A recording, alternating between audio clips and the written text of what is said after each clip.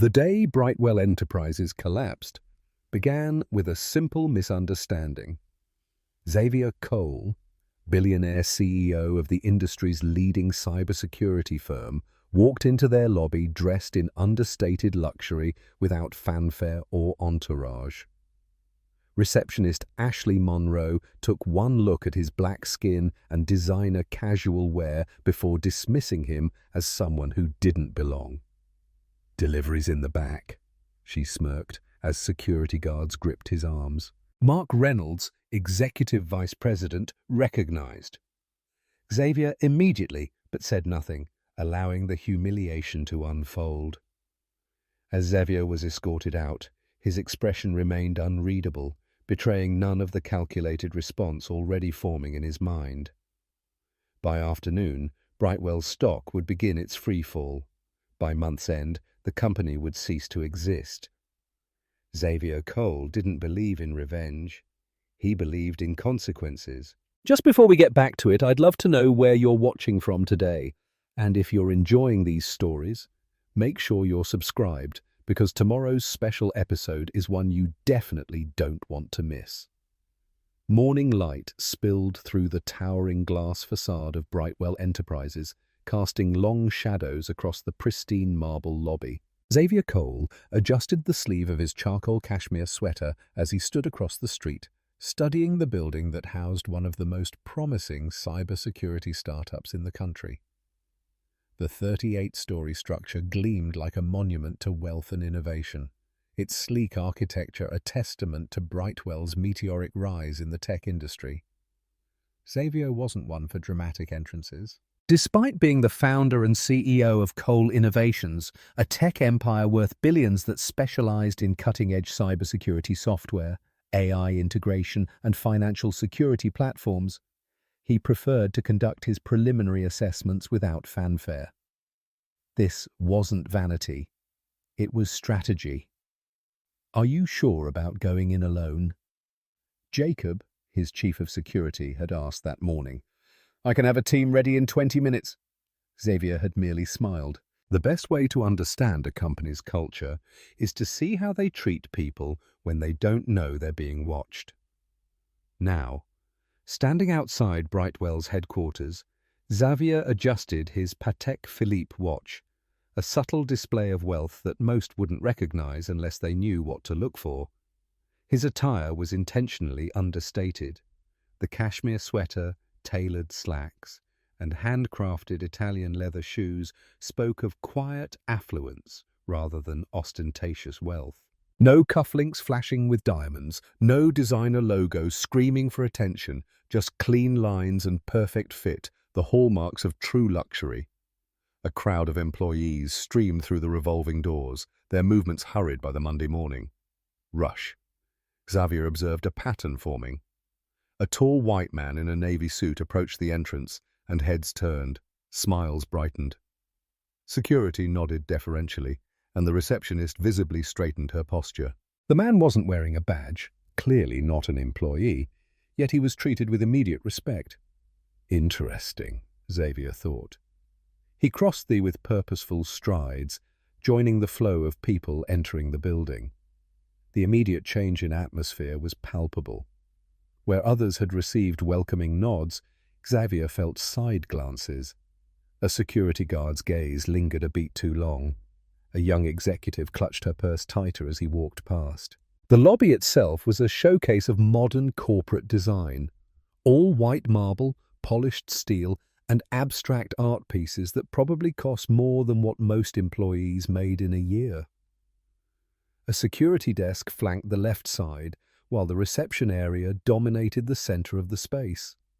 Behind it sat a young woman with perfectly coiffed blonde hair and a practiced smile that didn't reach her eyes. Ashley Monroe was in her element. As Brightwell's front desk gatekeeper, she wielded surprising power for someone so junior in the corporate hierarchy. She determined who got through and who got the runaround. As Xavier approached, she was scrolling through her phone, ignoring a young intern who stood awkwardly at her desk. "Excuse me," the intern said timidly. "Can you tell me where the Miller conference is being held?" Ashley rolled her eyes dramatically, not bothering to look up from her phone. "Check the directory," she said, waving vaguely toward an electronic board on the far wall. "I'm not Google Maps!" The intern scurried away, face flushed with embarrassment. Ashley smirked, returning to her social media feed. The small display of power seemed to energize her, and she straightened her designer blazer with a self-satisfied adjustment. Xavier approached the desk, noting everything. The nameplate reading Ashley Monroe Guest Relations Coordinator. The framed Employee Recognition Award from 6 months ago. The subtle but unmistakable Tiffany bracelet on her wrist. The way her eyes flickered up to assess him, then immediately back down in dismissal. "Good morning," Xavier said, his voice carrying the quiet confidence of someone who commanded boardrooms. "I have a meeting with Richard Lawson at 9. Ashley didn't even look up from her phone. Her lacquered nails continued to tap across the screen as she responded with practiced disinterest. "Name? Xavier Cole." This time she did glance up, her gaze performing a quick assessment.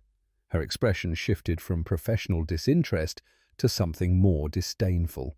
"Yeah, sure you are," she said with a scoff. "Delivery entrance is around back through the service alley." She returned to her phone, conversation clearly over in her mind. Xavier remained still, his expression unchanged despite the dismissal. He'd encountered this before, the assumption that he couldn't possibly be who he claimed to be, not with his skin color, not in this building. "I'm not delivering anything," he clarified, his tone remaining even. "If you check the executive calendar, you'll find I have a 9 o'clock meeting with Richard regarding the potential partnership between Brightwell and Cole Innovations."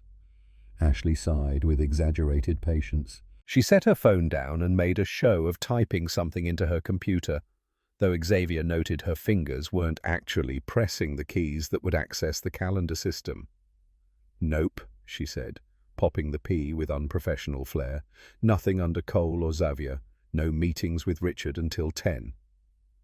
She leaned forward, lowering her voice to a stage whisper.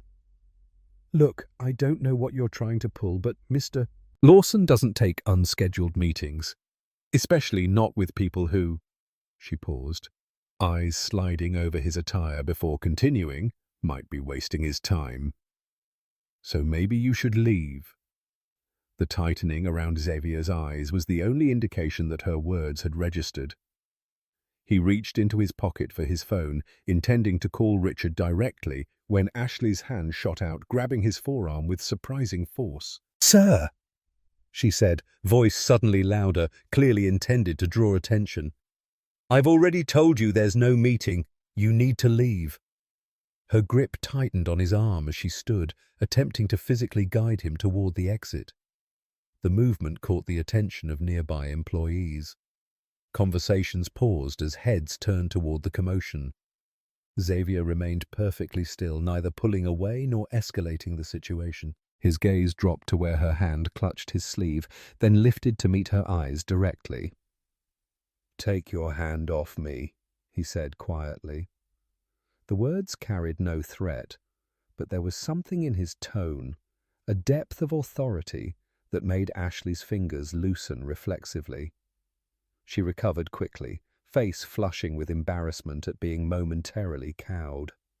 Dropping her hand, she raised her voice further. "Security, we have a situation." Employees in the lobby had stopped pretending not to watch. Some smirked. Others looked uncomfortable but remained silent. A young woman on the mezzanine level above paused at the railing, her expression troubled as she observed the scene unfolding below. "Is there a problem?" A deep voice cut through the tension. 2 security guards approached, both large men with stern expressions and hands resting near their tasers. "This gentleman," Ashley emphasized the word mockingly, "is refusing to leave. After being informed, he has no appointment." The security guards flanked Xavier, their positioning strategic, one slightly behind, the other directly in front, creating a barrier between him and the reception desk. "Sir," the lead guard said firmly, "I need you to step outside." Xavier's expression remained impassive. There seems to be a misunderstanding. I have a scheduled meeting with Richard Lawson to discuss the potential acquisition of— Sir? The guard interrupted, hand now gripping Xavier's upper arm. We can continue this conversation outside. The second guard moved closer, creating a wall of intimidation. Step outside before we have to escort you out. Throughout the lobby, the audience had grown. Employees lingered by the elevators, coffee cups suspended midway to lips as they watched the drama unfold. Ashley stood behind her desk, arms crossed over her chest, a satisfied smirk playing at the corners of her mouth. "These guys never know their place," she whispered to a nearby co-worker, just loud enough for Xavier to hear. The grip on Xavier's arm tightened painfully as the guard began steering him toward the exit. Xavier remained composed, though something dangerous flickered across his eyes, a momentary reveal of the ruthlessness that had built his empire. He didn't resist physically, there was no need.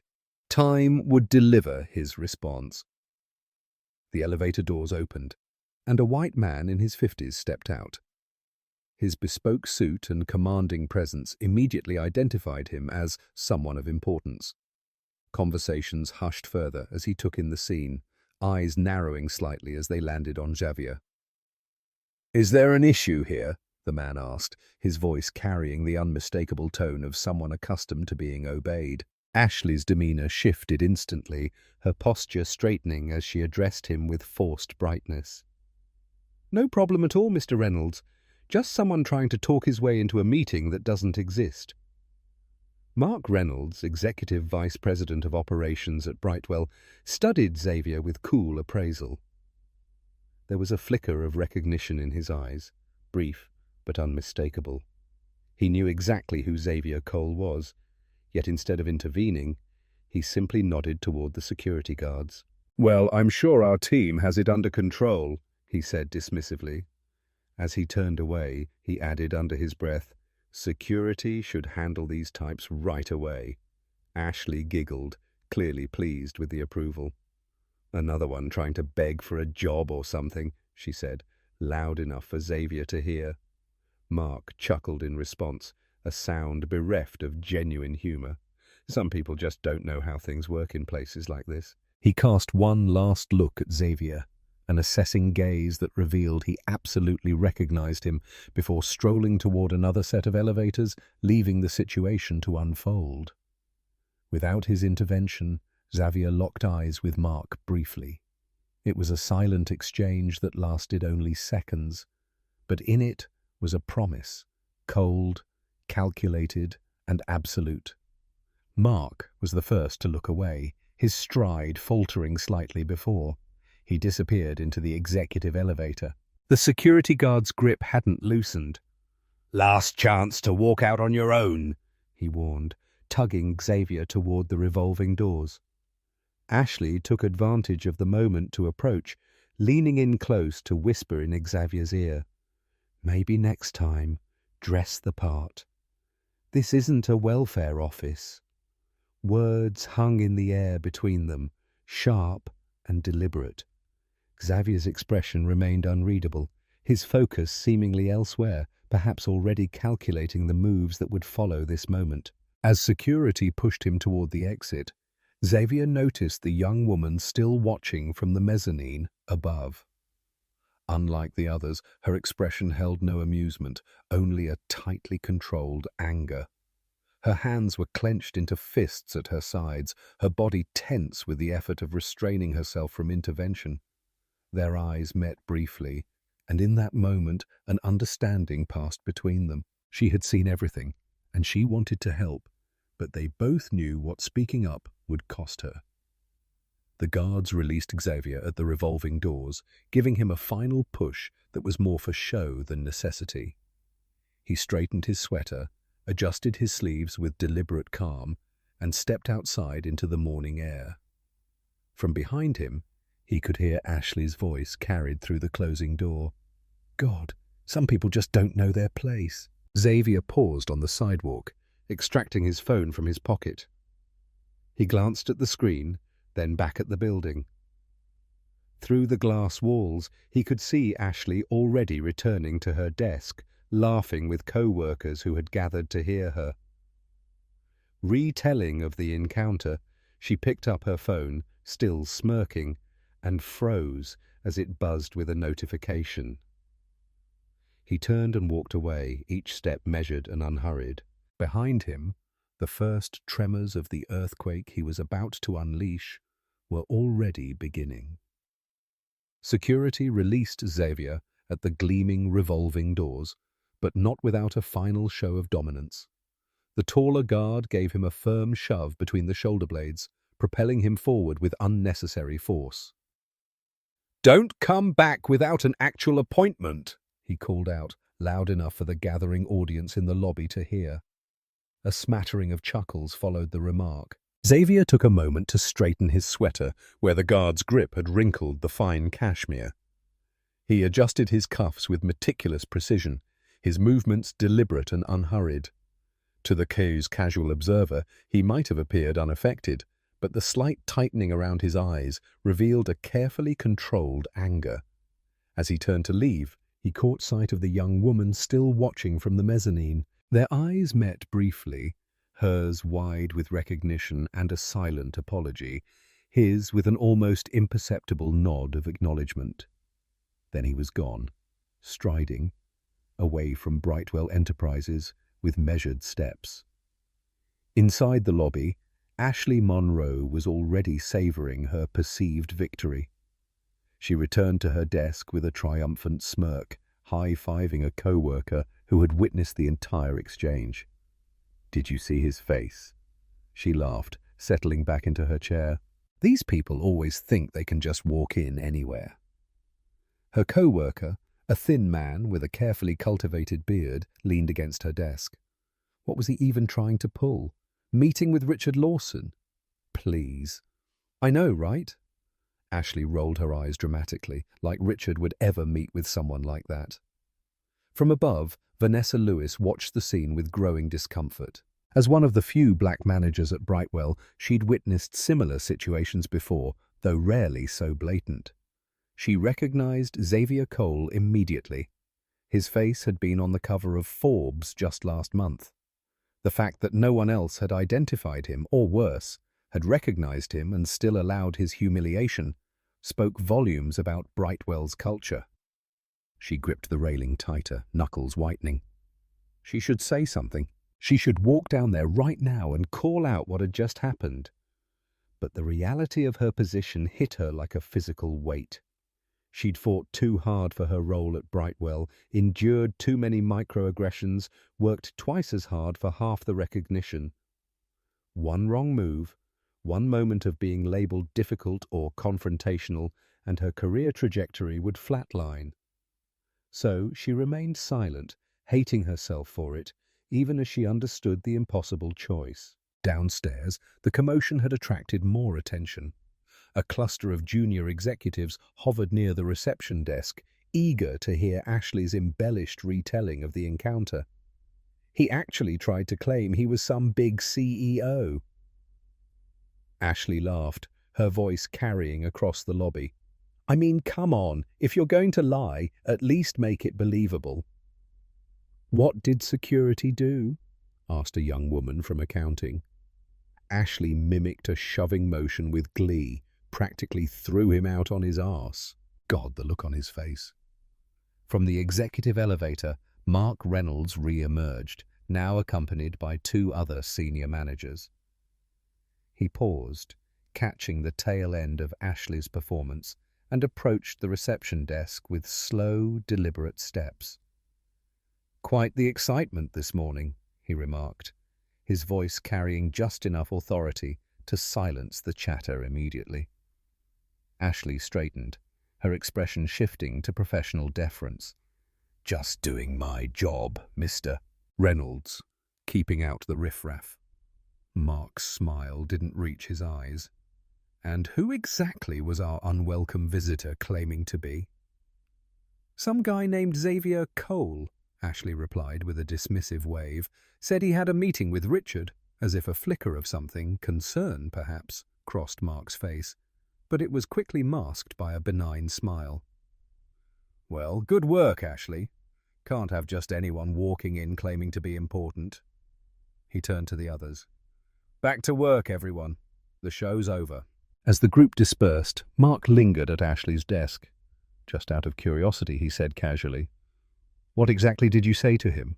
Ashley preened under the executive's attention. "Oh, the usual, that he should go to the delivery entrance." She leaned closer, lowering her voice to a conspiratorial whisper. "And I might have suggested he dress better next time he tries to sneak into a place like this." Mark's laugh sounded forced. Creative. He glanced at his watch. "I have a meeting to attend. Carry on, Ashley." As he walked away, Mark pulled out his phone, his fingers moving quickly across the screen. Anyone watching closely might have noticed the slight tremble in his hands. Back at her desk, Ashley was riding the high of approval from a senior executive. She spun in her chair, giggling as she recounted the incident to another receptionist who had just arrived for her shift. "I swear, Jennifer, you should have seen his face when security grabbed him. Priceless." Jennifer seemed less amused. "What did he look like, this guy who claimed to be a CEO?" Ashley shrugged. Tall, well-built, dark skin, trying to look rich in a fancy sweater, but you can always tell, Jennifer's expression shifted. "Wait, was he wearing a charcoal sweater with a Patek Philippe watch?" Ashley's brow furrowed. "How should I know what kind of watch?" "Ashley," Jennifer interrupted, her voice dropping to an urgent whisper. "Did he say his name was Xavier Cole? As in the Xavier Cole of Cole Innovations?" "Yeah, that's what he—" Ashley began, then stopped abruptly as the implications of Jennifer's tone registered. "Wait, who's Xavier Cole?" Jennifer's face had gone pale. "Only the billionaire CEO that Richard has been courting for a partnership for the last 6 months. The deal that's supposed to save Brightwell from the takeover rumors." Ashley's smugness dissolved instantly. "No," she said, the word barely audible. "No, that can't be right. He didn't look like—" "Like what, Ashley?" Jennifer's voice had a sharp edge. "Like a billionaire? What exactly does a billionaire look like to you?" The color drained from Ashley's face as the full weight of her actions began to sink in. "But Mark Reynolds saw him too," she protested weakly. "He didn't say anything. He approved of how I handled it." Jennifer was already typing furiously on her computer. "Mark Reynolds has been openly against the Cole partnership from the beginning. Word is he's been backdoor dealing with Nexus Tech, trying to position himself for a golden parachute if Brightwell goes under." She turned the screen toward Ashley. "And this is Xavier Cole." The web page displayed a professional photo of the same man Ashley had just humiliated in the lobby. The article headline read, "Cole Innovations CEO revolutionizes cybersecurity industry. Valuation reaches $8 billion." "Oh my God," Ashley whispered, hand flying to her mouth. "Oh my God, what did I do?" Before Jennifer could respond, a commotion from the executive floor captured their attention. The elevators opened, and Richard Lawson, CEO of Brightwell Enterprises, emerged, his face flushed with either anger or panic, probably both. He was flanked by his personal assistant and the head of legal counsel, both looking equally distressed. "Where is he?" Richard demanded, his voice echoing across the suddenly silent lobby. "Where is Xavier Cole?" Ashley sank lower in her chair, trying to make herself invisible. It didn't work. "Ashley!" Richard bellowed, striding toward the reception desk. "I was told there was an incident with Mr. Cole. What happened?" All eyes turned. To Ashley, who sat frozen, her earlier confidence evaporated. I didn't think he was really—" "You didn't think?" Richard's voice dropped to a dangerous whisper. "Do you have any idea what you've done?"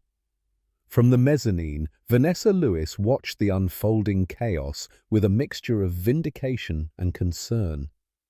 She'd been right about Xavier Cole's identity, and now everyone knew it. But she also understood that this disaster would have ripple effects through the entire company, potentially affecting her own position. Her phone vibrated in her pocket. She glanced at the screen, not recognizing the number. She answered tentatively. "Is this Vanessa Lewis?" The voice was deep, measured, and somehow familiar. "Yes. Who is this?" "My name is Xavier Cole. I believe you witnessed what happened in the lobby today." Vanessa's breath caught. "Mr. Cole, I'm so sorry about what happened. I should have intervened. I should have—" "You were the only one who wanted to," Xavier interrupted gently. "I saw it in your face. You wanted to speak up, but couldn't risk your position. I understand that calculation better than most." Vanessa moved to a quieter corner away from the chaos below. "How did you get my number? I make it my business to know the key players in any company I consider partnering with," Xavier replied. "Your work on the neural network security protocol is impressive. You're being underutilized at Brightwell." Vanessa was momentarily speechless. Xavier Cole had researched her work? "Mr. Cole, about what happened?" "I'd like to meet with you," he said, cutting off her apology. "Not at Brightwell. Tomorrow morning, 8 a.m., the Emerson Hotel Restaurant. Yes, of course," Vanessa stammered. "Good. And Miss Lewis? What happened today wasn't just about me. It was about a culture that permitting it to happen. Remember that." The line went dead, leaving Vanessa staring at her phone in disbelief. Below her, the lobby had erupted into frantic activity. Richard was on his phone, gesticulating wildly while his assistant attempted to calm him. The legal counsel was already drafting something on his tablet. And Ashley? Ashley sat at her desk, utterly still as the storm swirled around her. Vanessa's attention was drawn to Mark Reynolds, who stood apart from the chaos, his expression unreadable as he watched the fallout of his deliberate inaction. Their eyes met across the distance, and in that moment, Vanessa knew that the power dynamics at Brightwell were about to be irrevocably altered. In his sleek black Bentley, Xavier Cole sat quietly as his driver navigated through city traffic. He scrolled through the detailed profiles of Brightwell's key executives on his tablet, information gathered months ago in preparation for the potential partnership. His finger paused over Mark Reynolds's file, lingering on notes about the man's resistance to the Cole Innovations deal and his connections to competing firms. Xavier's phone pinged with a message from his assistant. "Legal team assembled and waiting. For your instructions," he typed a brief response. "Proceed as discussed. Full termination of all potential agreements with Brightwell. Activate contingency plan Delta." Leaning back against the leather seat, Xavier gazed out at the city skyline. His expression remained calm, but his eyes held the calculated focus of a chess master visualizing the endgame many moves ahead. "Where to, sir?" his driver asked. "The office," Xavier replied. "There's been a change of plans." As the car accelerated smoothly into traffic, Xavier allowed himself a small, tight smile. The pieces were in motion. By the end of the day, the tremors would become an earthquake. By the end of the week, Brightwell Enterprises would understand exactly who they had disrespected, and by the end of the month, they would no longer exist. Back at Brightwell, Ashley's phone chimed with a company-wide email notification. With trembling fingers, she unlocked her screen to read the message. "Urgent. All senior management report to conference room A immediately. Partnership emergency. Security footage attached." Ashley clicked on the attachment and watched in horror as high-definition video showed her entire interaction with Xavier Cole from multiple angles, including her sneering comments, her physical grabbing of his arm, and the security guard's rough handling. The footage had no audio, but her expression and body language told the entire damning story. As she stared at the screen, Another email arrived in her inbox. This one was addressed specifically to her. Ms. Monroe, your presence is required at an immediate disciplinary hearing. Please report to HR Conference Room C at 11 CODS AM sharp. Human Resources Department, Brightwell Enterprises. The timestamp on the email was 10:55 AM. She had 5 minutes. As Ashley rose from her desk on unsteady legs, a final email notification appeared to all Brightwell employees. Due to unforeseen circumstances, today's company update will be delayed. Please continue normal operations until further notice. Richard Lawson, CEO, Brightwell Enterprises. But there was nothing normal about the panic spreading through the building. As Ashley made her way to the HR department, she passed groups of employees huddled in whispered conversation, their eyes following her with a mixture of curiosity and disdain. News traveled fast in corporate environments, and the story of how a receptionist had potentially tanked a multi-million-dollar partnership was spreading like wildfire. In the executive suite, Richard Lawson slammed his fist onto the conference table. How could this happen? How could we let this happen? Mark Reynolds maintained his composure, though beads of sweat had formed along his hairline. Richard, let's not overreact. Cole is a businessman. He'll get over a simple misunderstanding. Richard turned on him, eyes blazing. A simple misunderstanding? Our security guards physically manhandled a man worth billions, a man who controls the very technology we need to survive the quarter. He jabbed a finger at the frozen image on the conference room screen, showing Mark clearly witnessing the incident. And you recognized him. Don't deny it. I can see it in your face on the goddamn security footage. You recognized Xavier Cole, and you said nothing. Mark's carefully constructed facade began to crack. I wasn't certain it was him, and if it was, why would he show up unannounced dressed like that without an entourage, or because that's who he is, Richard shouted. If you'd bothered to read any of the briefing materials, you'd know Cole is famous for his unannounced visits. It's how he assesses company culture before finalizing deals. He collapsed into a chair, running, shaking hands through his hair. This partnership was our lifeline, Mark. Without Cole's technology integration, we're dead in the water against Nexus Tech's new platform. As if summoned by the mention, Richard's phone buzzed with an incoming call. The caller ID displayed James Harper, Nexus Tech CEO. Richard and Mark exchanged a look of pure dread. It had already begun. On the mezzanine level, Vanessa Lewis quietly gathered her personal items from her desk, slipping them into her purse. Her resignation letter, drafted months ago during a particularly demoralizing performance review where her innovations had been credited to a white male colleague, sat ready to send in her email drafts. She took one last look at the Brightwell logo mounted on the wall, then clicked send on the resignation email. Her calendar notification chimed softly, reminding her of tomorrow's breakfast meeting with Xavier Cole. Whatever happened next, she wouldn't be watching from the sidelines. The air inside Brightwell's executive boardroom crackled with tension.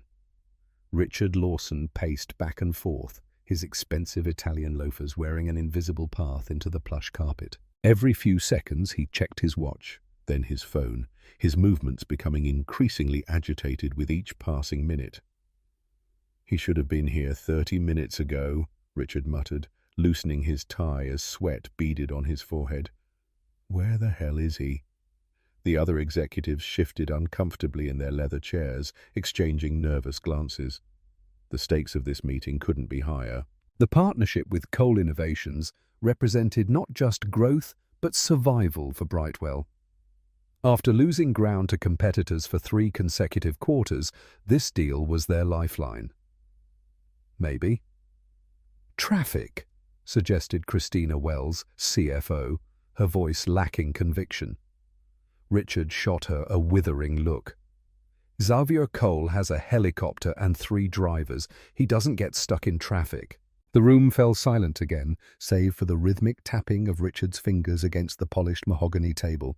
The presentation they'd prepared, projections showing a 43% increase in market share with Cole's proprietary algorithms integrated into their systems, remained untouched on the screen. The double doors swung open, and every head turned expectantly. But instead of Xavier Cole, Mark Reynolds strolled in, a smug smile playing at the corners of his mouth. He took his time, settling into a chair, seemingly oblivious to the charged atmosphere. "What did I miss?" Mark asked, glancing around the table. Richard's jaw clenched. "Nothing yet. We're still waiting for Cole." Mark checked his watch with exaggerated movement. "Not very professional to be this late, is it?" Christina shot him a sharp look. "Mark, this isn't the time." Before Mark could respond, Richard's phone buzzed. He snatched it up, relief washing over his face as he read the screen. "He's here! That's his team letting security know they've arrived." The tension in the room shifted from anxiety to anticipatory excitement. Executives straightened papers, adjusted ties, and put on their most professional expressions. This was the moment they'd been preparing for. The doors opened again. This time, a young assistant entered, her face pale. "Sir," she said, her voice barely above a whisper, "there's a situation." Richard frowned. "What kind of situation?" "Xavier Cole is supposed to be—" "That's just it, sir," the assistant interrupted, holding out her phone. "You need to see this." Richard took the phone, his expression morphing from confusion to horror as he read the screen. The color drained from his face in rapid succession, leaving him ashen and unsteady. "No," he whispered, gripping the edge of the table for support. "No, no, no." Christina leaned forward. "Richard, what is it?" Without speaking, Richard turned the phone so the others could see. On the screen was an email sent to every major tech publication in the country. The subject line read, "Xavier Cole has left the building." "What does that mean?" asked Thomas Byers, the head of development. "Left what building?" "Ours," Richard said, his voice hollow. "He was here. Xavier Cole was in our building this morning." Mark's smug expression faltered. "That's impossible. We would have known if—" "He came alone, unannounced." Richard's voice rose with each word. "It's what he does before finalizing major partnerships, assesses the company culture firsthand." His gaze hardened as it landed on Mark. "And apparently, we failed the test." The silence that followed was deafening. Each executive mentally calculated what this meant for their careers, their stock options, their futures. "There has to be some mistake," Christina finally said. "We can fix this." "Where's Xavier now?" Richard shook his head, already moving toward the door. "Gone. The email says he's terminating all partnership discussions with Brightwell, effective immediately." He paused at the threshold, turning back to face the stunned room. "And if anyone's curious about why, there's a video being circulated along with the press release. Apparently, our front desk staff and security physically removed him from the building this morning. He stormed out, leaving behind a boardroom of executives frozen in disbelief." Mark Reynolds sat very still. His earlier confidence evaporated, replaced by the dawning realization of what was coming. Down in the lobby, Richard Lawson emerged from the elevator like a gathering storm. Employees scattered from his path as he marched toward the reception desk where Ashley was casually sipping coffee, completely unaware of the catastrophe she had unleashed. "Where's Xavier Cole?" Richard demanded, his voice carrying across the suddenly silent lobby.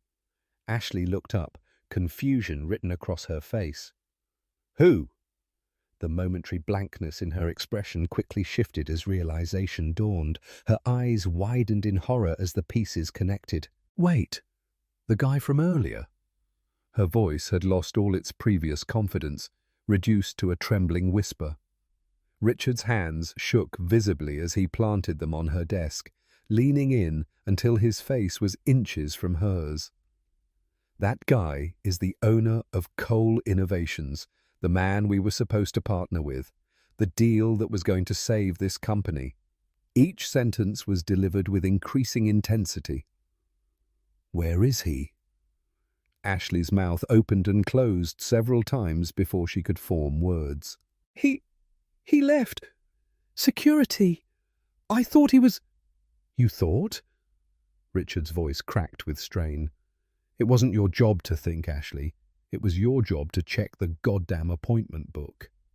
He straightened, running a hand through his hair in agitation.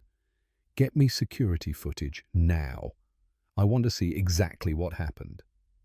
As Ashley fumbled with her computer, Richard spun around, barking orders at a nearby assistant. Get him back. I don't care what it takes. Call his office, send a car, offer him the damn building if you have to. Just get Xavier Cole back here. The lobby had become an audience to Ashley's downfall. Colleagues who had laughed along with her earlier now kept their distance, whispering behind cupped hands. The schadenfreude was palpable. The receptionist who had wielded her small power so carelessly was finally facing consequences. Mark Reynolds emerged from the elevator, deliberately slowing as pace as he approached. His composure had returned, though a slight sheen of sweat betrayed his nerves. "Richard," he said, his voice carrying fake concern. "Let's not overreact." So the receptionist was rude to a potential partner. It's unfortunate, but hardly the end of the world. Cole runs a business. He knows these things happen. Richard turned to face Mark, disbelief etched into his features. Overreact? You still don't get it, do you? Xavier Cole doesn't need us. We need him. His neural integration algorithms are the only thing that could have given us an edge against Nexus Tech's new platform. Mark waved a dismissive hand. Come on. It's not like he's going to sink us over this. It's just a PR issue. We'll send a gift basket, make a donation to some diversity charity, and move on. Richard looked at Mark like he'd grown a second head. You have no idea what you've done. What I've done? I saw the security footage, Richard said, his voice dangerously low. You were there. You recognized him. I could see it in your face, and you chose to say nothing. His finger jabbed into Mark's chest. Why? Because you've been against this partnership from day one? Because you've been secretly courting Nexus Tech as a backup plan? Mark's face hardened. That's a serious accusation, Richard. It's not an accusation. It's a fact. HR forwarded me your emails yesterday, the ones you've been sending from your personal account to James Harper. Richard's smile was cold. You really should be more careful about using company Wi-Fi for your betrayals. The colour drained from Mark's face. Richard, I can explain. Save it for the board, Richard snapped, turning away. I have a company to save, if that's even possible now. Ashley Monroe sat frozen at her desk, the reality of her situation sinking in like ice water through her veins. Wait. What? She whispered, more to herself than anyone around her. The revelation that she had not only insulted but physically removed a billionaire CEO, the very person whose partnership could save Brightwell, left her in a state of suspended shock. Her usual confidence had evaporated, replaced by a hollow pit in her stomach and trembling hands that couldn't even hold her coffee cup steady. Around her, the lobby had transformed into a nerve center of crisis management. Richard Lawson was shouting into his phone, his face flushed with desperation. I don't care if he's in a meeting. This is an emergency. Tell Xavier Cole that Richard Lawson needs 5 minutes of his time. Just 5 minutes. Assistants scurried back and forth, carrying tablets with rapidly declining stock projections. Word was spreading fast. Cole Innovations had formally withdrawn from partnership discussions, and the market was already responding. Get him back, Richard barked at an assistant. Send a car. I don't care what it takes. Get him here. The assistant, looking pale, nodded and rushed off, though everyone knew it was futile. The damage was done. Ashley's co-workers, the same, ones who had laughed along with her mockery just hours before, now kept their distance, eyeing her with a mixture of pity and blame. She had become toxic by association, the emblem of Brightwell's failing culture. "They can't blame this all on me," she whispered to Jennifer, who had reluctantly returned to the reception desk. "I mean, security was involved too, and Mark Reynolds saw everything." Jennifer just shook her head. "Ashley, you need to prepare yourself. They're looking for a scapegoat, and front desk staff is a lot more expendable than senior management." As if to confirm her words, a stern-faced woman from HR approached, security badge held prominently. "Miss Munro, I need you to come with me." Immediately, Ashley's legs felt like lead as she stood, her designer heels suddenly unsteady beneath her. Am I being fired?" The HR representative's face remained impassive. "We're conducting a full review of this morning's incident. Your presence is required in conference room C." As Ashley was led away, the whispers followed her like a shadow. On the mezzanine level, Vanessa Lewis watched the unfolding chaos with mixed emotions. Part of her felt vindicated. The casual racism and classism she'd witnessed daily at Brightwell was finally being exposed. Another part recognized that the company's implosion would affect everyone, including those who had played no part in today's disaster. Her phone vibrated with another text from Xavier Cole. "Decision made. Brightwell partnership terminated. Opportunity. Discussion tomorrow still stands. 8 a.m. Vanessa typed a quick confirmation, then returned to observing the pandemonium below. She noticed Mark Reynolds slipping away from the main commotion, his face set in grim determination as he headed toward his private office. The executive who had smirked at Xavier's humiliation now looked hunted, his usual swagger replaced by furtive glances. In his penthouse office across town, Xavier Cole sat at his desk, the city skyline sprawling before him through floor-to-ceiling windows. Unlike the chaos at Brightwell, his space was a picture of calm efficiency. His legal team had presented their strategy, his PR department had released a measured statement, and his technical division was already pivoting toward an alternative partnership. "Sir," his assistant said from the doorway, "Richard Lawson has called 17 times in the past hour. He's becoming increasingly desperate." Xavier didn't look up from the document he was reviewing. "No response necessary, and Nexus Tech's CEO James Harper is on line 1. He says it's urgent." At this, Xavier allowed himself a small smile. "Put him through." He picked up the sleek phone on his desk.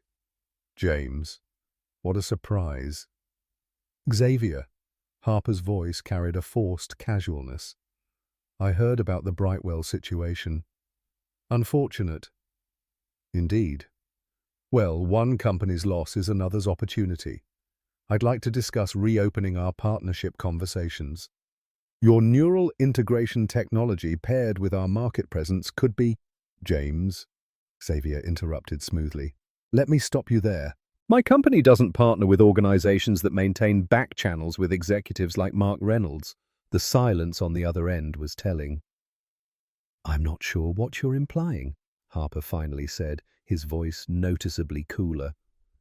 "I'm not implying anything. I'm stating a fact. Mark Reynolds has been feeding you Brightwell's confidential information for months, including details of my potential partnership. Your company has encouraged this corporate espionage." Xavier's tone remained pleasant, though his words carried steel.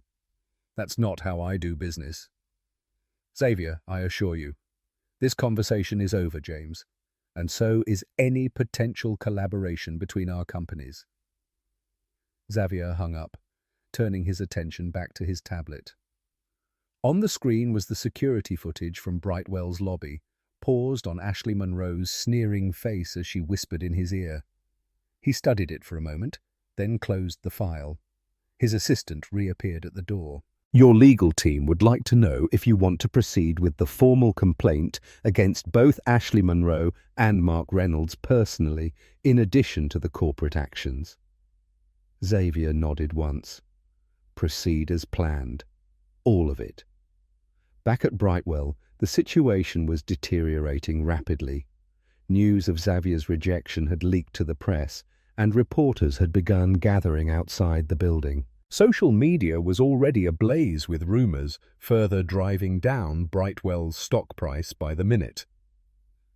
In conference room C, Ashley sat alone, her phone confiscated by HR. Through the glass walls, she could see executives rushing past, none making eye contact. She had become radioactive. The door opened, and the head of HR entered, accompanied by the legal counsel. Their expressions told her everything she needed to know. Ms. Monroe, the HR director, began formally. After reviewing the security footage and speaking with witnesses, Brightwell Enterprises is terminating your employment, effective immediately. Ashley had expected this, but the reality still hit her like a physical blow. I understand, she managed, her voice barely audible. Can I at least get my things? Security will escort you to collect personal items only. Your company, credentials and devices are being deactivated as we speak. As they outlined the terms of her departure, no severance, no references, a non-disclosure agreement she was required to sign, Ashley's mind drifted to the mortgage she had just taken out, the car payments, the credit card debt from her designer, wardrobe, her entire carefully constructed life built on the precarious foundation of a job she had just lost. Additionally, the legal counsel added, sliding a document across the table, "We need to inform you that this termination does not shield you from potential personal liability. Mr. Cole's legal team has indicated they may pursue separate action against individuals involved in today's incident." Ashley felt the blood drain from her face. Personal liability? You mean they could sue me? Personally? The lawyer's expression remained neutral. That would be at Mr. Cole's discretion. In the executive suite, Richard Lawson was facing his own nightmare. His assistant had just delivered the latest news. Cole Innovations had not only withdrawn from their partnership discussions, but had announced a strategic alliance with DataSphere, Brightwell's smaller but more innovative competitor. "They moved that fast?" Richard asked incredulously. "The deal with us fell apart hours ago. Apparently they've been in preliminary talks for weeks," his assistant explained, checking her tablet. "It looks like Cole was evaluating multiple options and DataSphere was their backup plan." "Or we were the backup plan," Richard muttered, the realization hitting him hard. The knock on his door interrupted his spiral of despair. Christina Wells, the CFO, entered without waiting for permission, her tablet clutched in a white-knuckled grip. "Richard, we have a serious problem. The stock is in free fall. We've lost 18% in the last hour alone." Richard collapsed into his chair. "How bad will it get? If we don't stop the bleeding, we could be looking at a 30% drop by closing today. The market is reacting to both the lost partnership," and she hesitated. "And what? And the video?" Christina finished reluctantly. "Someone leaked the security footage to social media. It's everywhere, Richard. Ashley telling Xavier Cole to go to the welfare office. Security man handling him. It's a PR nightmare." Richard's phone began ringing again. It was the board chair. "Christina, get me options. Any options. I need something to tell the board." As she left, Mark Reynolds appeared in the doorway, his usual confidence shattered. "Richard, we need to talk. It's not as bad as it looks." Richard didn't bother hiding his contempt. "Not as bad. Mark, we're in free fall. Our stock is crashing. Our reputation is in tatters, and we just lost the one partnership that could have saved us. Please enlighten me on how this isn't as bad as it looks." Mark closed the door behind him, lowering his voice. "Look, I know you found my emails to Harper, but you don't have the full picture. I was playing both sides. Yes, but only to strengthen our bargaining position with Cole." "Spare me," Richard snapped. "The board meeting is in 20 minutes. You can explain your strategy to them." Mark's facade finally cracked. "Richard, please. My stock options. My reputation. You can't do this to me after 15 years. Richard's laugh was bitter. "I'm not doing anything to you, Mark. You did this to yourself." He gestured to the door. "Now get out of my office. I have a company to try to save." Left alone, Richard stared out at the city skyline, the same view Xavier Cole had from his office across town. The parallel wasn't lost on him, but where Xavier's empire was thriving, Richard's was on the brink of collapse. His phone buzzed with a text from his wife. "What's happening?" "CNN is showing footage of your company refusing entry to Xavier Cole. Call me." Richard closed his eyes, the full weight of the disaster crushing down on him. In a single morning, everything he'd built over 2 decades was crumbling, and there wasn't a damn thing he could do about it. At Xavier's office, his senior team had gathered for a debriefing. The mood was professional, but tinged with satisfaction. "Datasphere is ecstatic," reported his chief strategy officer. "They're prepared to move forward immediately with the integration plans." "Good," Xavier nodded. "And Brightwell?" His chief financial officer consulted her tablet. "Their stock is down 22% and still falling. Early projections suggest they'll lose at least 3 major clients by end of week, and without our neural integration, they have no competitive edge against Nexus Tech's new platform." "Sir," his PR director interjected, "social media is overwhelmingly supportive of your position. The security footage has gone viral, with most commentators condemning Brightwell's culture." Xavier took this all in silently, his expression revealing nothing of his inner thoughts. When he finally spoke, his voice was measured and calm. "This was never about revenge," he said, looking around the table at his executive team. "What happened this morning was a symptom of a disease that's far too common in our industry. We're simply allowing the natural consequences to unfold." He rose from his chair, signaling the end of the meeting. "Now, I have a breakfast appointment to prepare for. Tomorrow morning, 8 a.m. As his team filed out, Xavier turned to gaze at the city below. In the reflection of the glass, he could see his own expression, not of triumph or satisfaction, but of quiet resolution. This was just the beginning. The boardroom at Brightwell. Enterprises had transformed from a power to a war room of crisis management. Richard Lawson stood at the head of the table, his suit jacket discarded, sleeves rolled up, and tie loosened as he faced the grim-faced board members. Digital displays around the room showed real-time stock ticker information, each updating with increasingly alarming numbers. 26%, announced Christina Wells, her voice tight with stress as she refreshed her tablet. "We're now down 26% and still falling." The board chair, Elizabeth Hamilton, a steel-haired woman in her 60s who had navigated multiple market crashes in her career, looked more concerned than Richard had ever seen her. "Walk us through exactly what happened, Richard. No corporate speak, no sugarcoating." Richard ran a hand through his disheveled hair. "Xavier Cole came to our offices this morning for an unannounced preliminary visit, something he's known to do before finalizing major partnerships. Our receptionist failed to recognize him, treated him with blatant disrespect, and had security physically remove him from the building."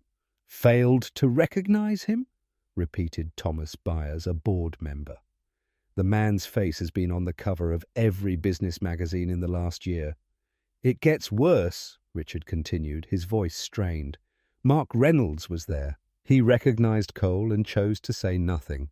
Instead, he encouraged the situation." All eyes turned to Mark, who sat at the far end of the table, physically distanced from the others. His usual confident demeanor had vanished, replaced by a defensive posture and darting eyes. "That's an exaggeration," Mark protested weakly. "I arrived at the tail end of the interaction. I wasn't sure it was him." "We have the security footage, Mark," Richard cut in sharply. He nodded to an assistant who pressed a button, and the large screen at the end of the room displayed the damning video. The board watched in horrified silence as the scene unfolded. Ashley's contemptuous dismissal, the security guard's rough handling, and most damaging of all, Mark Reynolds clearly recognizing Xavier, then walking away with a smirk after making his "handle these types" comment. When the video ended, the room remained silent for several painful seconds. "I was playing devil's advocate," Mark finally said, his voice hollow, testing to see how he'd respond to adversity. Elizabeth Hamilton's laugh was cold and sharp. "Save it for your wrongful termination lawsuit, Mark. You'll need better excuses than that." Before Mark could respond, the boardroom door burst open. A pale-faced assistant rushed in, clutching a tablet. "Sir, Cole's legal team is on the line. They're terminating all partnership discussions, effective immediately." Though they'd all known this was coming, hearing it confirmed sent a fresh wave of panic through the room. Richard took the tablet with shaking hands, putting the call on speaker. "This is Richard Lawson. I understand your position, but I'm requesting an opportunity to meet with Mr. Cole personally." "What happened today, Mr. Lawson?" The crisp voice of Xavier's counsel interrupted. "My client has made his decision final. Cole Innovations hereby terminates all partnership negotiations with Brightwell Enterprises, citing irreconcilable ethical differences in corporate culture." "We can address those concerns," Richard pleaded, aware of how desperate he sounded. "We've already terminated the employees involved." Additionally, the lawyer continued as if Richard hadn't spoken. "Mr. Cole has instructed me to inform you that Cole Innovations will be issuing a press statement within the hour, clarifying that the termination of this potential partnership is due to Brightwell's demonstrated failure to maintain a respectful and inclusive corporate environment.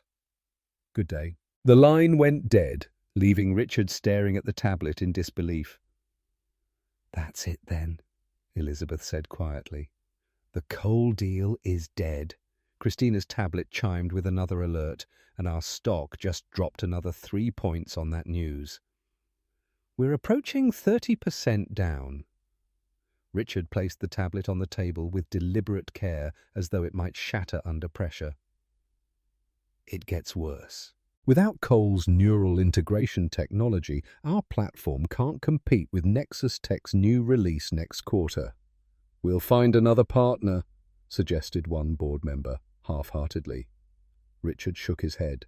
"Cole's algorithms are proprietary and years ahead of the competition. There is no other partner." Elizabeth Hamilton surveyed the room, her gaze finally settling on Mark Reynolds.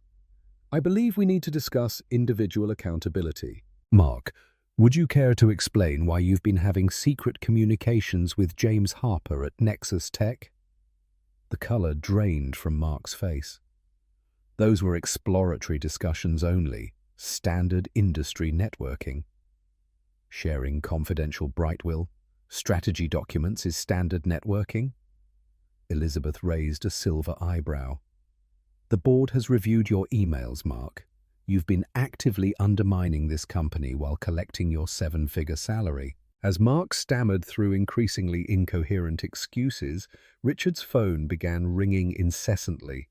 Each call represented another disaster. Major clients requesting emergency meetings, investors demanding explanations, reporters seeking comments on the viral video that was now circulating online. The wheels had come off, and everyone in the R room knew it. Meanwhile, in a sparse but functional office on the mezzanine level, Vanessa Lewis was methodically clearing out her desk. Though she had already submitted her resignation, she found herself wanting a clean break, physically removing herself from Brightwell before the full collapse she knew was coming. Her phone vibrated with an unknown number. She answered hesitantly. "Hello? Ms. Lewis? This is Thomas Reed, Xavier Cole's Chief of Staff. Mr. Cole asked me to confirm your breakfast meeting tomorrow at the Emerson Hotel, 8 a.m. Vanessa paused in her packing. "Yes, I'll be there." "Excellent. Mr. Cole also wanted me to inform you that he was impressed by your neural network security protocols from last year's cybersecurity conference, the presentation that your supervisor took credit for. Vanessa's breath caught. How did he? Mr. Cole makes it his business to know who actually creates the innovations he admires, Thomas replied simply. He's looking forward to discussing potential opportunities with you tomorrow. As she ended the call, Vanessa noticed Ashley being escorted down the hallway by security. The former receptionist's face blotchy with tears as she clutched a small box of personal items. Their eyes met briefly. Ashley's pleading, Vanessa's impassive. There was no satisfaction in watching another woman's downfall, even one who had participated in the systemic problems at Brightwell. This wasn't about revenge, it was about consequences. Vanessa returned to packing her belongings, more certain than ever that she had made the right decision. Back in the boardroom, the crisis had escalated further. Richard's assistant reappeared, this time looking as though she might faint. "Sir, we have a bigger problem. The security footage. It's been leaked online." Richard's head snapped up. "What? How?" "We don't know, but it's gone viral. Multiple news outlets are running it. Social media is exploding." And she hesitated.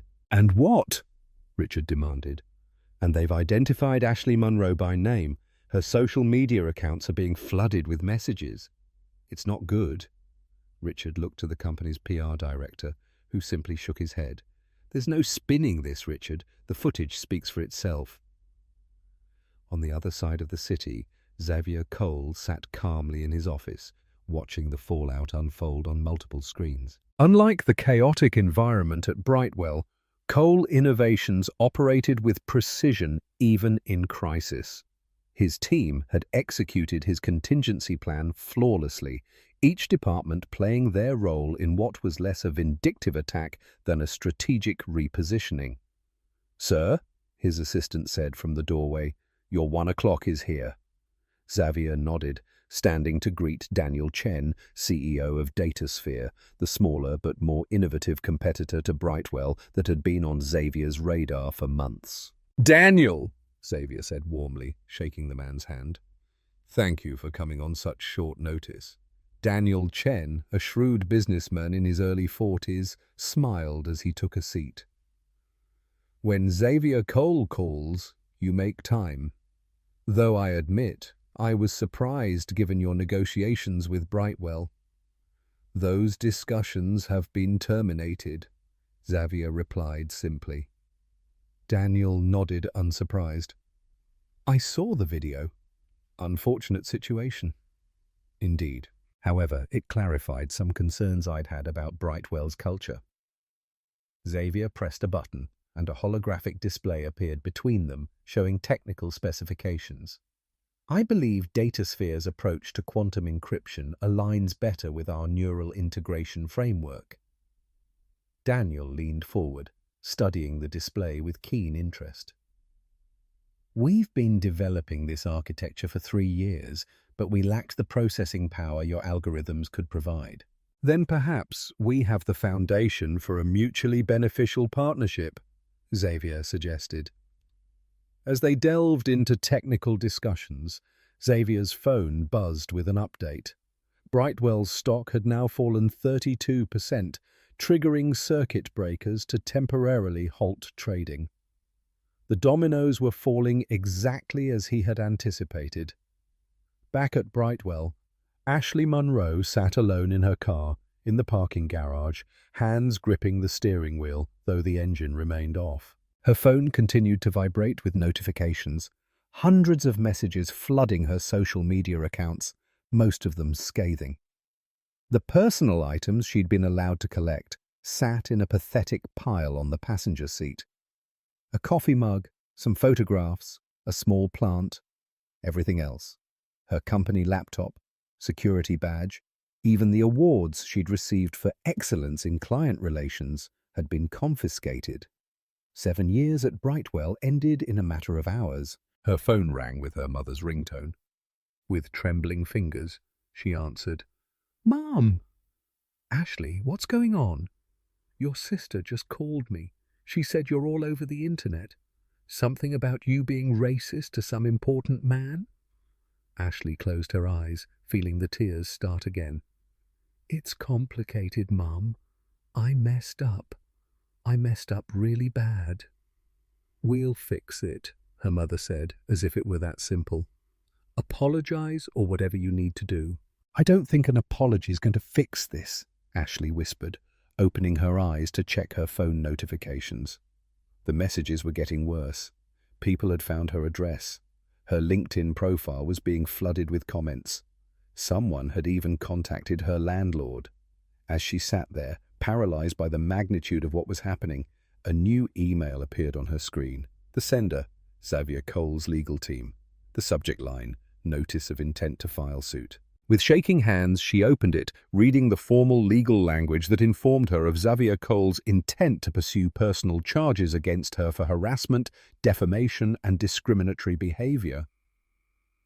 The phone slipped from her fingers, clattering to the floor of her car as the full weight of her situation crashed down upon her. This wasn't just about losing her job. Her entire life was unraveling. By the following morning, Brightwell Enterprises was in free fall. News vans lined the street outside their headquarters, reporters clutching microphones as they delivered live updates against the backdrop of the once prestigious building. The company's stock had plunged over 40% since trading resumed, wiping out billions in market value overnight. Inside, the atmosphere was apocalyptic. Employees huddled in small groups, whispering anxiously about layoffs and severance packages. The executive floor had become a revolving door of emergency meetings, each bringing worse news than the last. Richard Lawson hadn't left the building, his rumpled suit and shadowed eyes testament to a sleepless night spent trying to salvage the unsalvageable. He sat now in his office, phone pressed to his ear, as he pleaded with Brightwell's largest client. "James, we've been partners for 12 years. He said, desperation creeping into his voice. "This situation with Cole doesn't affect our ability to deliver on our contract." The reply was brief and devastating. Richard's face fell as he listened. "I understand," he finally said, his voice hollow.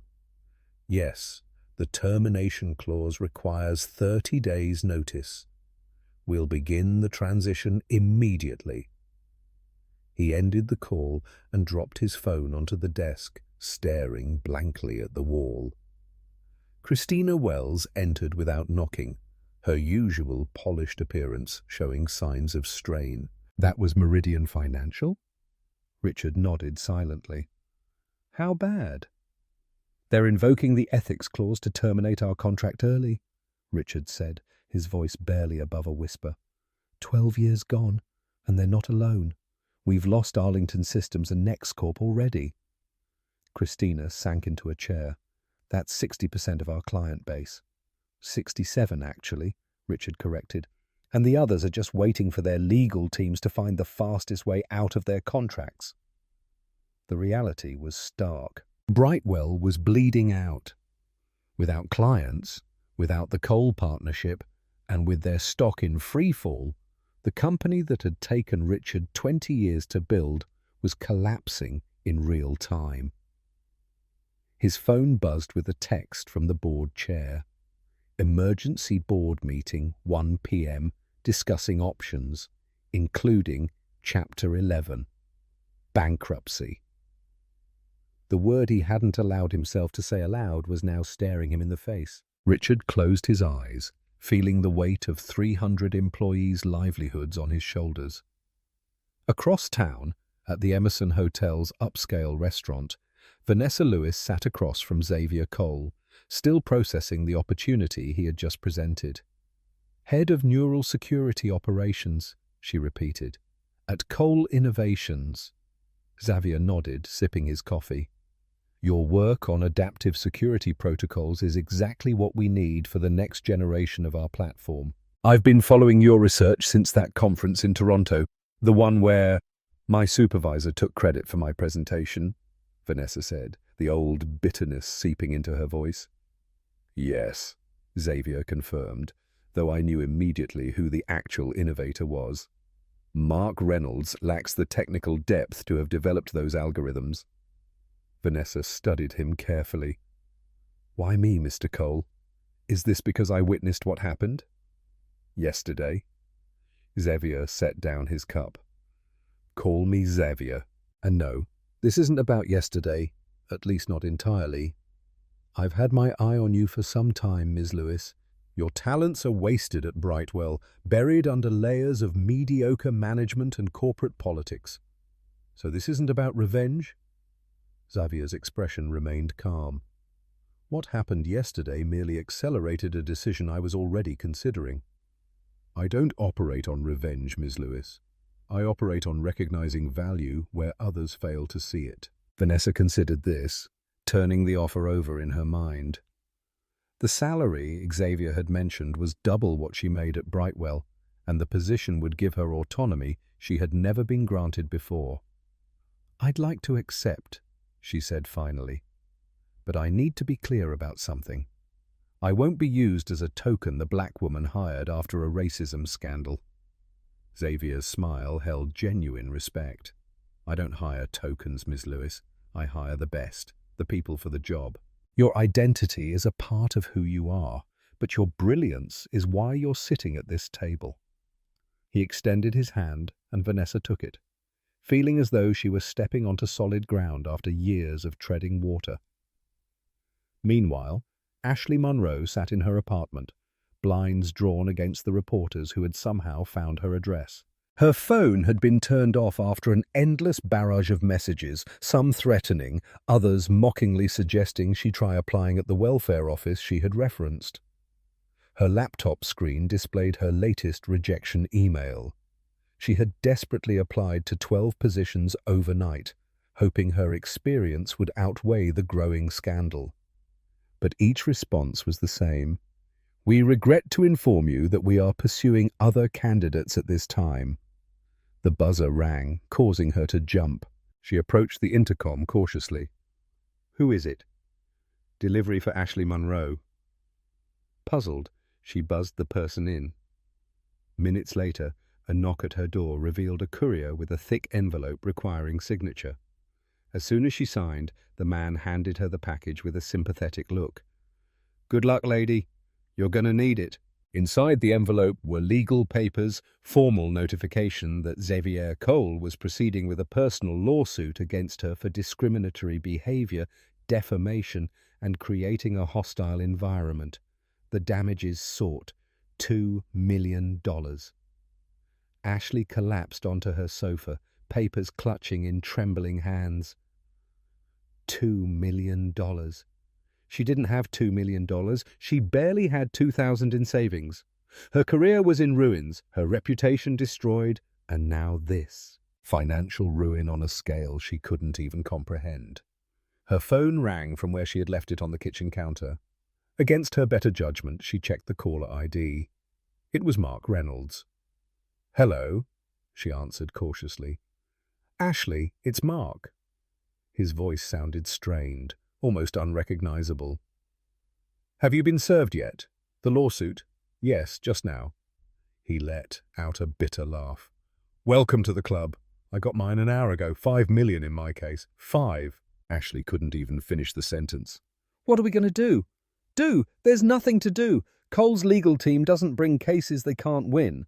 The company's trying to distance themselves from us. They're claiming we acted outside company policy. But you're an executive, can't you? I was an executive, Mark corrected bitterly. Past tense. The board terminated me this morning. No severance, no references, and they're considering clawing back my last 2 years of bonuses. Ashley's heart sank further.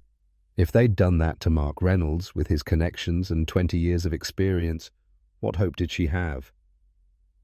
Look, Mark continued, his voice lowered.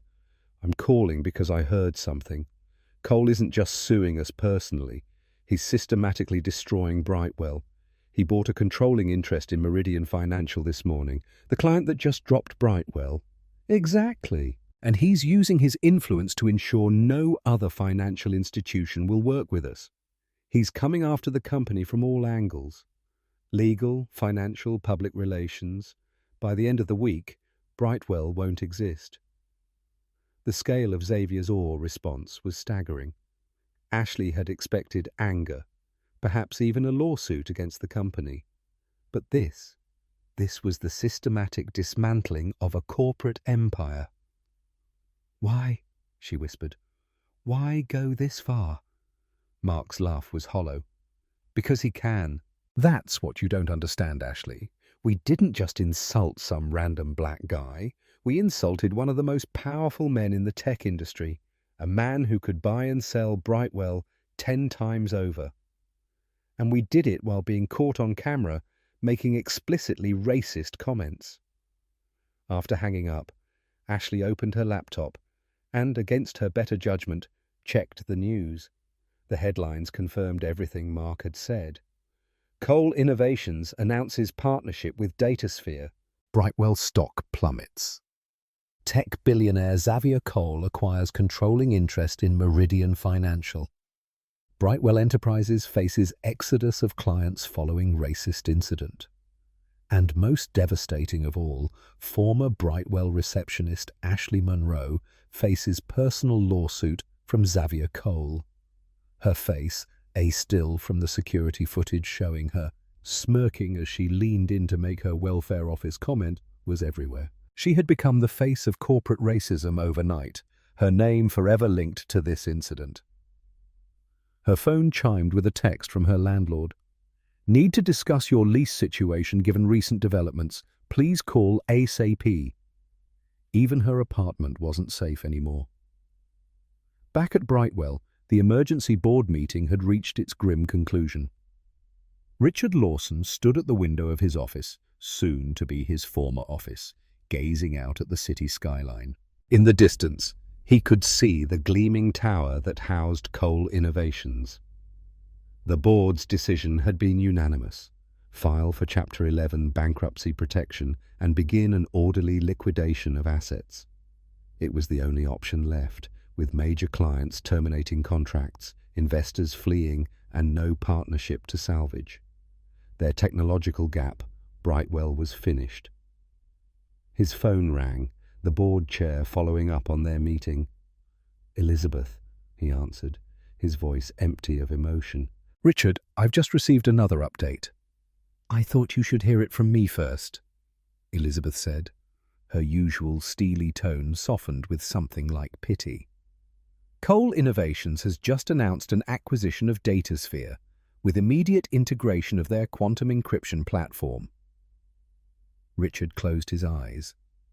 The final nail in the coffin, the deal that should have been Brightwell's, was now strengthening their competitor. "I understand.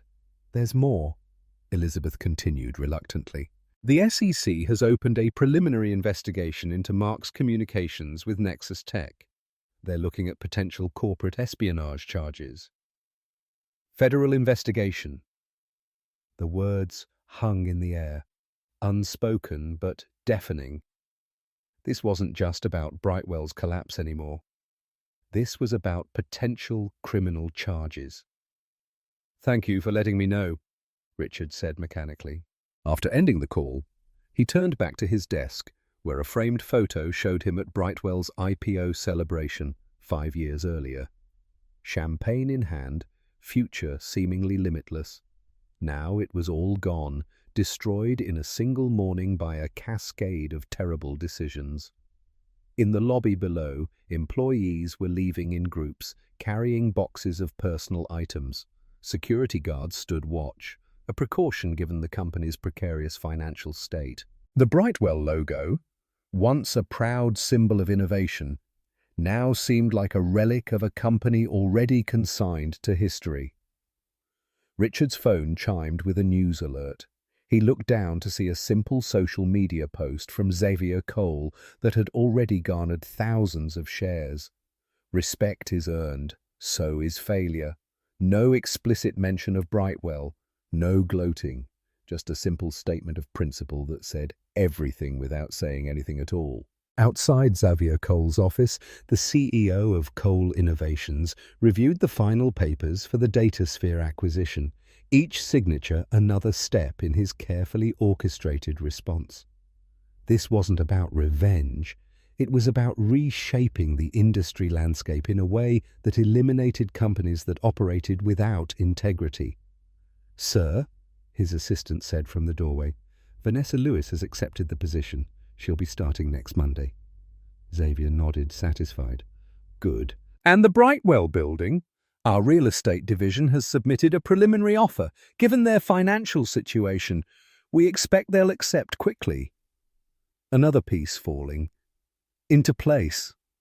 Where Brightwell had stood, something new would rise, something built on different principles. Xavier returned to the window, gazing out at the city that had shaped him. The confrontation at Brightwell's lobby hadn't just been about one receptionist's bias or one executive's deliberate blindness. It had been about an entire corporate culture that enabled such behavior, a culture that was now facing its natural conclusion. And in its place, Xavier would build something better. 3 weeks had passed since the incident at Brightwell Enterprises, but the aftershocks continued to reverberate through the tech industry.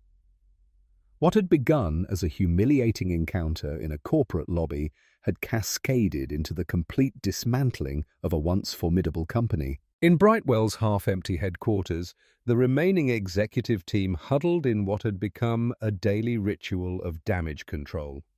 The spacious boardroom, once a symbol of corporate success, now felt like a war bunker for the losing side. "Our legal team has reviewed the contracts again," said James Wilson, Brightwell's increasingly haggard chief counsel. "There's no way out. Every major client has invoked the ethics clause to terminate early." Richard Lawson barely reacted to the news. The past 3 weeks had beaten him down, each day bringing fresh disasters until he had reached a state of numb resignation. "What about the government contracts? Those have different termination requirements." James shook his head. "They've been cancelled too. Someone at the Defense Department received an anonymous tip about Mark Reynolds' communications with Nexus Tech. They're citing security concerns." "Anonymous tip," Richard repeated with a bitter laugh. "Nothing about this has been anonymous. Every move has Xavier Cole's fingerprints all over it." Christina Wells, the last remaining C-suite executive besides Richard, slid a tablet across the table. "The latest financial projections. We have about 2 weeks of operating capital left, and that's only if we proceed with the next round of layoffs today." Richard scanned the numbers, though they merely confirmed what he already knew. Brightwell was finished. The bankruptcy proceedings were moving forward, but there would be nothing left to reorganize, just assets to liquidate and debts to settle. "Has legal made any progress with Cole's team? Any settlement discussions?" he asked without much hope. James shook his head. "They won't even take our calls. Their position is that there's nothing to discuss. The partnership was never finalized, so there's no breach of contract. Everything else?" He gestured vaguely. "Everything else is just business." Just business. The phrase hung in the air, its implications clear. Xavier Cole hadn't needed to declare a vendetta or issue threats. He had simply allowed market forces to do his work for him, strategically accelerating Brightwell's downfall through perfectly legal business maneuvers. "The remaining employees are asking questions," Christina said, breaking the heavy silence. "They know about the layoffs coming. Morale is non-existent." "Tell them the truth," Richard replied, surprising both executives. "They deserve that much, at least. Tell them to update their resumes and start looking. There won't be a Brightwell by the end of the month." As the meeting concluded, Richard remained behind, staring at the Brightwell logo on the wall. 20 years of his life, gone in less than a month. His phone buzzed with a text from his wife. "Movers confirmed for Saturday. The Colorado house is ready." At least he had somewhere to go. His vacation home, purchased in happier times, would become his permanent residence now. Many Brightwell employees wouldn't be so fortunate. Across town at the Cole Innovations campus, the atmosphere could not have been more different. The sleek modern building hummed with productive energy as employees moved purposefully through open workspaces designed to foster collaboration and innovation. In a glass-walled conference room, Xavier Cole hosted the final integration meeting between Cole Innovations and DataSphere teams. The merger had proceeded at unprecedented speed, with both companies' technologies already showing promising results in early integration testing. Your neural network security protocols mesh perfectly with our quantum encryption framework, Daniel. Chen, former CEO of DataSphere and now Chief Innovation Officer at Cole Innovations, was saying, "The combined system is showing a 98% success rate against even the most sophisticated penetration testing." Xavier nodded, pleased but not surprised. The compatibility of their technologies had been a key factor in his decision to pivot from Brightwell to DataSphere, a decision he'd been considering even before the lobby incident. "Vanessa's team deserves much of the credit," Xavier replied, nodding toward Vanessa Lewis, who sat confidently at the table. "Their improvements to the adaptive response algorithms have eliminated the false positive issues we were seeing in early trials." Vanessa accepted the acknowledgement with a professional smile. Her transition to Cole Innovations had been remarkably smooth, her talents immediately recognized and rewarded, where Brightwell had buried her innovations under layers of management and corporate politics. Xavier had given her direct access to resources and decision-making authority. As the meeting concluded, Xavier asked Vanessa to stay behind. Once they were alone, he handed her a tablet displaying architectural renderings. "The Cole Center for Innovation," Vanessa read, examining the detailed plans. "This is the Brightwell building." "It will be," Xavier confirmed. "Our acquisition. Offer was accepted yesterday. Once the bankruptcy proceedings conclude, we'll take ownership and begin renovations." Vanessa studied the plans more carefully. "This doesn't look like office space." "It won't be, at least not entirely. The lower floors will house a technology education center focused on underserved communities. The upper levels will be incubator, space for minority entrepreneurs developing innovations in cybersecurity and AI. You're turning Brightwell into an innovation hub for Black tech founders," Vanessa said, understanding dawning in her eyes. Xavier's expression remained composed, but there was a quiet intensity in his voice. What happened at Brightwell was never just about one receptionist or one executive. It was about a culture that enables such behavior throughout the tech industry. The Cole Center will be part of changing that culture. He stood, moving to the window that overlooked the city. "I'd like you to oversee the education programs at the center. Your technical expertise combined with your passion for mentorship makes you the ideal candidate." Vanessa was momentarily speechless. The opportunity was beyond anything she had imagined. A chance to not just advance her own career, but to help create pathways for others like her. "I would be honored," she finally said, genuine emotion coloring her voice. Xavier nodded, satisfied. "Good. We begin planning next week."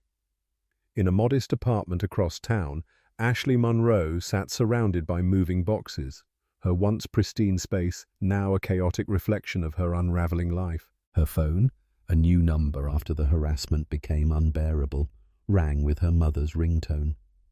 "Yes, Mum," she answered tiredly. "Ashley, did you see the news? They're saying Brightwell is officially bankrupt. What does this mean for your lawsuit?" Ashley closed her eyes, fighting back the now familiar wave of despair. "It doesn't change anything. Xavier Cole's lawsuit against me is personal, not against the company." The personal lawsuit had become her waking nightmare. Her savings were depleted from legal retainers, her credit cards maxed out, and now her apartment lease was ending with no prospect of finding a new place. not with her name and face still circulating online as the racist receptionist. "Well, what does your lawyer say?" her mother pressed. "That I should settle," Ashley replied dully. "That fighting this will cost more than I could ever afford to pay, and I'd still lose in the end." The reality of her situation had become impossible to ignore. Her former co-workers wouldn't speak to her. Job applications went unanswered. Even dating apps had banned her account after users reported her profile. The full weight of public condemnation had transformed her life into an unrecognizable nightmare. "I have to go, Mum. The moving truck is coming soon." After ending the call, Ashley checked her email one last time. A self-destructive habit she couldn't seem to break. Among the hate mail and spam was a message from an unfamiliar address with the subject line, "Employment Opportunity." Desperate. For any glimmer of hope, she opened it. The message was brief. "Ms. Monroe, a position has become available at Green Valley Customer Service Center. Given your experience in client relations, you might be suitable for this role. Starting salary is $14.50 an hour, night shift only. Background check required. If interested, please reply with your availability for an interview." Ashley stared at the message, torn between relief and humiliation.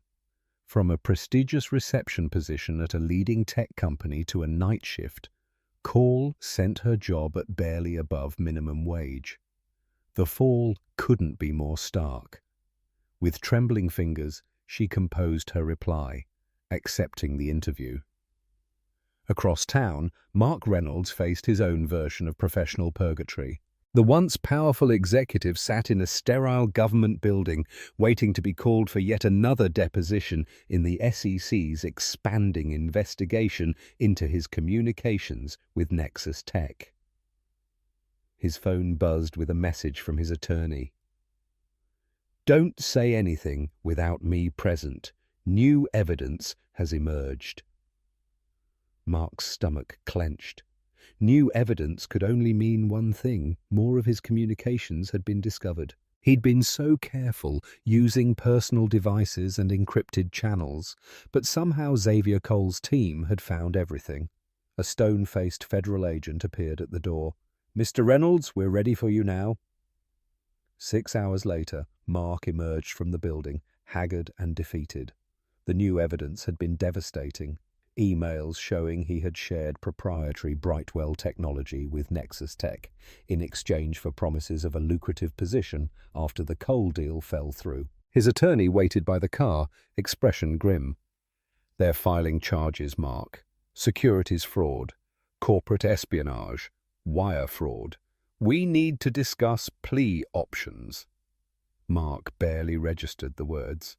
His mind was fixed on Xavier Cole, the man who had said nothing during their brief encounter in the Brightwell lobby, but had somehow orchestrated the complete destruction of everything Mark had built. "How did he do it?" Mark whispered. "How did he find everything so quickly?" His attorney shook his head. "Cole's cybersecurity team is the best in the world, Mark. Finding your encrypted emails was probably child's play for them." That night, as Mark sat alone in his empty house, his wife having left when the scandal broke, his phone chimed with a news alert. "Cole Innovations acquires Brightwell Building, announces Technology Center for Minority Entrepreneurs." The accompanying photo showed Xavier Cole standing confidently before the former Brightwell headquarters, the company's logo already removed from the facade.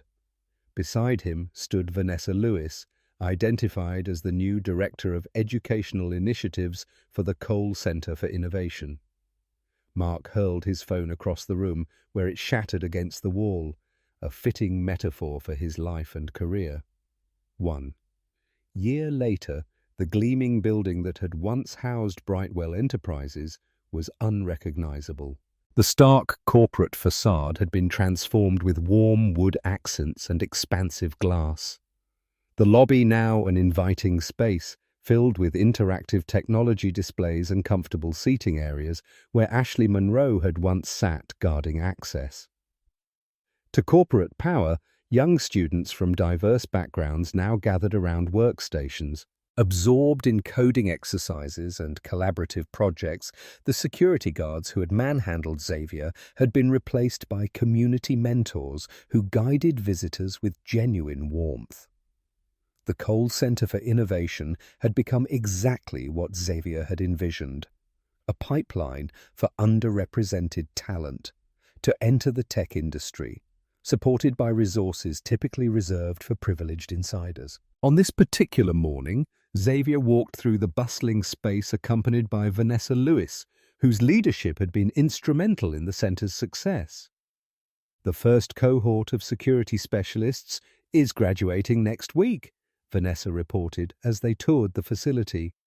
All 25 students have job offers, 8 of them from Cole Innovations. Xavier nodded, watching a young black woman confidently leading a peer coding review. And the incubator companies? Tech Dreams and Neural Shield have secured second-round funding. Safe Space just signed their first major client. Vanessa couldn't keep the pride from her voice. They're redefining what's possible in the cybersecurity space, especially with your mentorship. As they reached the upper floors that housed the incubator spaces, Xavier paused to observe the transformation. The executive offices that had once been Mark Reynolds's domain now buzzed with the energy of startup founders building new technologies and futures. I received another email from Richard Lawson yesterday, Xavier mentioned as they continued their tour. He's still looking for consulting work. Vanessa raised an eyebrow. What did you tell him? The same thing I've told him every month for the past year. His expertise doesn't align with our current initiatives. The subtle response was quintessential, Xavier. No explicit rejection, no gloating, simply a business decision consistently applied. Richard Lawson had lost everything in Brightwell's collapse. His reputation in tatters, he had retreated to Colorado, occasionally reaching out to former contacts for consulting opportunities that rarely materialized. And Ashley Monroe? Vanessa asked, curious despite herself. Still at the call center in Green Valley, Xavier replied. The lawsuit was settled 6 months ago, a public apology and community service requirement rather than financial penalties. The settlement had been carefully calibrated not to destroy Ashley completely, but to ensure consequences proportional to her actions. The former receptionist now worked night shifts handling customer service calls, frequently facing the same dismissive treatment she had once dispensed so casually. You know she applied for our administrative support program last month, Vanessa mentioned. Xavier showed no surprise. Yes, her application was considered like any other and found wanting. Again, no vindictiveness, just the natural consequences of actions and choices playing out over time. As they reached the center's community space, they found a group of teenage girls engaged in an animated discussion of neural network architecture. Seeing Xavier, they fell silent momentarily before one brave young woman approached. Mr. Cole, can I ask you something? She said, her voice gaining confidence as she spoke. Everyone talks about how you built Cole Innovations from nothing, but what was the hardest part? What was the biggest obstacle? Xavier considered the question thoughtfully. The assembled students waited, notebooks and tablets ready to record whatever wisdom he might share. The biggest obstacle, he said finally, wasn't technological or financial. It was the persistent underestimation I faced, people who couldn't see past their preconceptions to recognize capability. He glanced around the room, making eye contact with each student. But underestimation can become your greatest advantage. When people don't see you coming, they don't prepare for your arrival. Remember that. The students nodded, absorbing his words with serious expressions. For them, Xavier Cole represented something beyond wealth or technical brilliance. He symbolized the possibility of success in an industry that had historically excluded people who looked like them.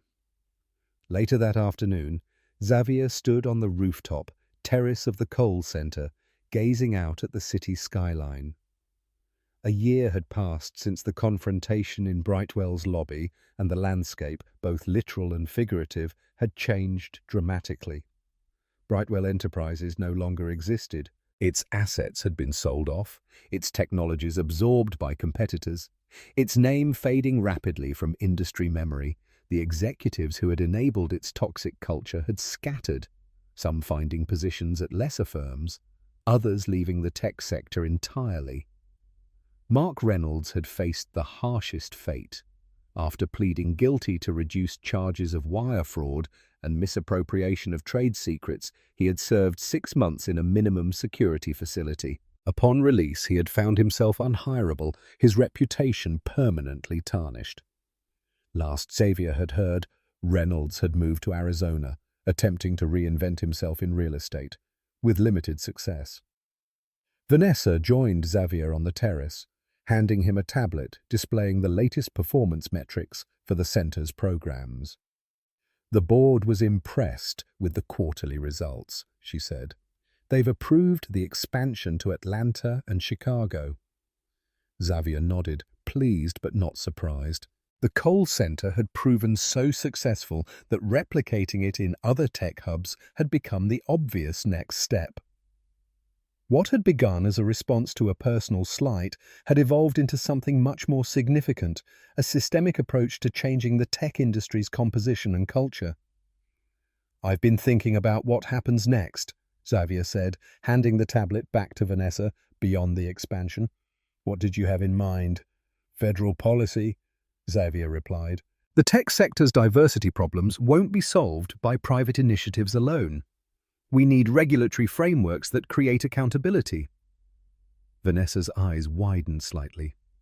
"That's a much bigger battlefield. Indeed, one where the opposition will be more systemic, more entrenched." Xavier's expression remained calm, but his eyes held the same calculated focus that had guided Brightwell's dismantling. "I've been invited to speak at the National Technology Policy Forum next month.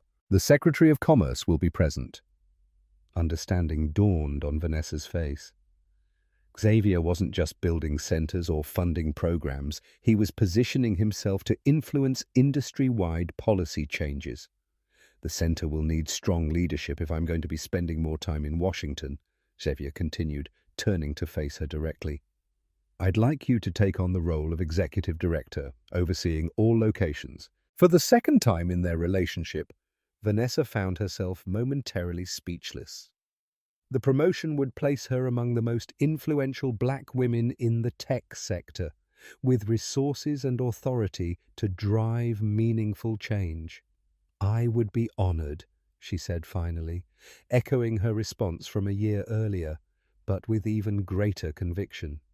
As the sun began to set, casting golden light across the city, Xavier's phone chimed with a message.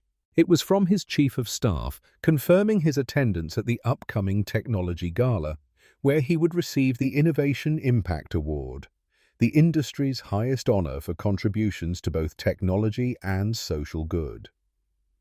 The irony wasn't lost on him. A year ago, he had been physically removed from a tech company's lobby, dismissed and disrespected based solely on his appearance. Now he was being celebrated by that same industry, his influence extending far beyond his company's technological achievements. His phone chimed again with a text from Vanessa, who had stepped away to take a call. "The Coal Center is officially open in Atlanta. Your legacy is just beginning." Xavier allowed himself a small smile as he gazed out at the city. The confrontation at Brightwell had never been about revenge. It had been about consequences, about establishing that respect wasn't optional in business or in life.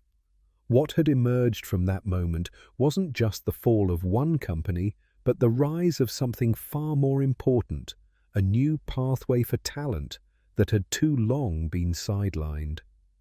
As he turned to leave the terrace, Xavier took one last look at the building that had once represented everything wrong with the tech industry's culture. Now transformed into the Cole Center for Innovation, it stood as a physical reminder that power, when wielded with precision and purpose, could create lasting change.